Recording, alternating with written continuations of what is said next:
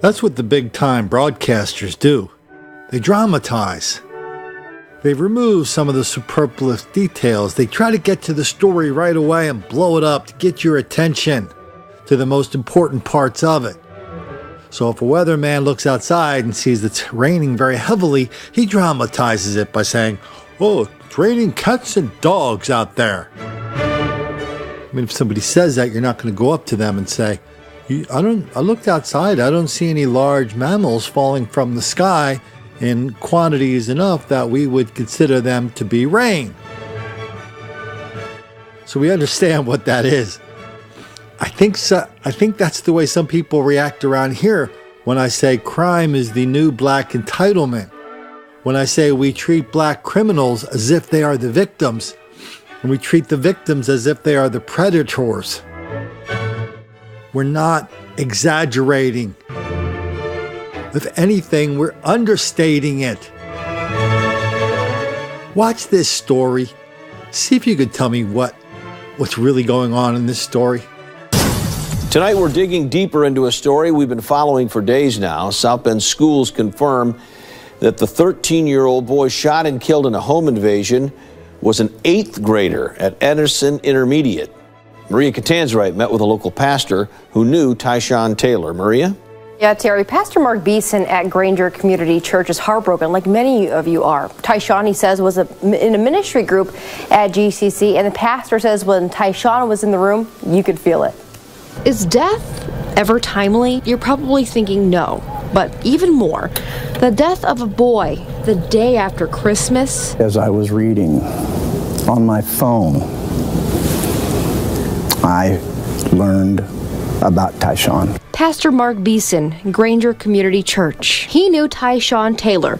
Police say the 13-year-old was shot and killed late Tuesday night at Hickory Village Apartments during an attempted home invasion. In addition to his family and friends, he found love and hope here at Granger Community Church, and he was a delight to be around. Beeson knew Tyshawn from church summer camps and Sun City Kids and after-school inner-city ministry. That's when a tutor from Granger Community Church cultivated a close relationship with him and learned something special. He had an elementary school teacher at McKinley who helped him kind of develop that a little bit and pointed it out to us.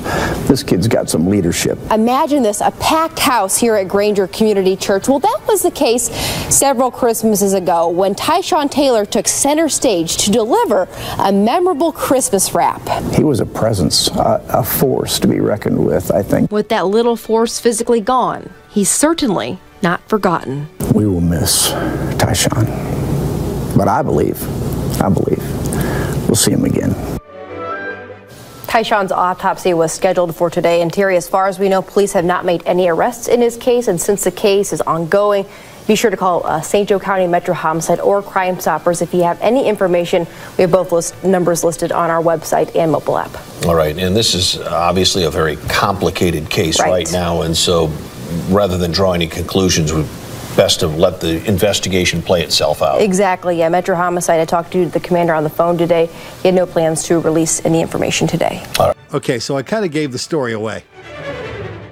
But really, if you didn't have my little introduction there, what would you have seen that story to be? First time I saw it, I had to watch it 3 times. And I said, was that kid a victim of a home robbery? Was he just sitting on the couch playing with his, PlayStation, whatever? And a bunch of people burst in and killed him? That's what it sounded like.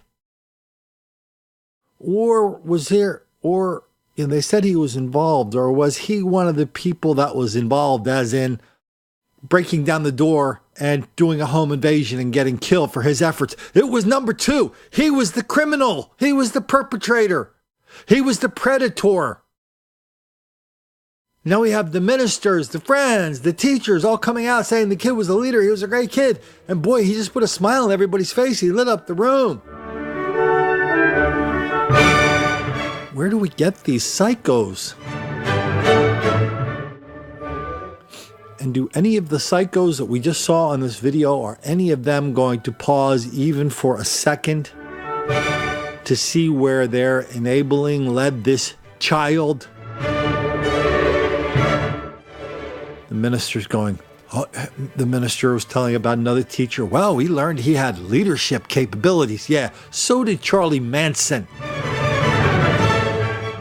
Boy, he was just very popular and he was a great kid. We mentored him. Yeah, we put him in after-school programs. We gave him lots and lots and lots of free stuff because that's what we do to black people in this country.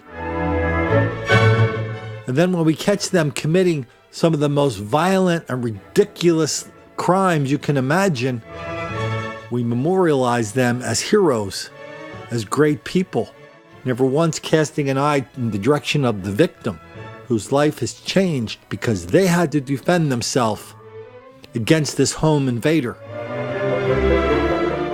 Well, Colin, how do you know that home invasion was going to go south? Look, it doesn't matter. Sometimes people go into a home with bad intention, knowing that they're going to kill somebody if they can be identified. Maybe they're being targeted, who knows? Other times home invasions go wrong just by accident. Somebody pulls a gun, somebody shoots somebody by accident. All of a sudden, what turned into a robbery to grab a few $100s worth of electronics turns into murder one. Those are the stakes. And this minister and these other people in the video are putting on this grin. I almost said some words that would have got me kicked off my own YouTube channel. Putting on this grin when they remember this criminal.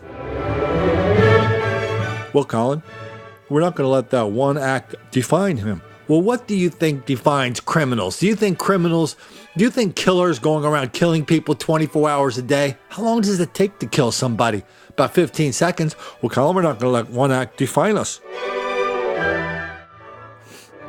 Yes, we are going to let your actions define you. If you break into somebody's house with bad intentions, that makes you a menace. That means our first obligation is to the community, the real community, the community, the people who, get up, go to work, pay their bills, come home, go to sleep, start it all over again the next day. Those people. Hear anybody remembering those people in that ridiculous news story we just saw? No, they memorialized the criminal. I cannot get over this. So multiply what we just saw by 1 billion. And that's the kind of stupidity we see every day around the country, from judges, from lawyers, juries, from prosecutors, from defense attorneys, from court-appointed shrinks, from people who run police departments and mayors. They cannot look this black criminality so wildly out of proportion in the eye and pronounce it to be the menace it is, because they know if they do that, that's just going to make the black kids angry.